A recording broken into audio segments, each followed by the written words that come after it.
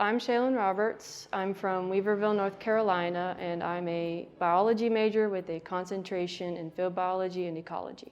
For junior seminar, I needed an idea for that class to carry on into senior seminar, and so I talked with my professor, and she had several ideas of projects that I could do, and I chose to do the prairie plot. I really like the fact that since we are in a close-knit community and the professors get to know us, we get to do more with our professors, and so we learn more.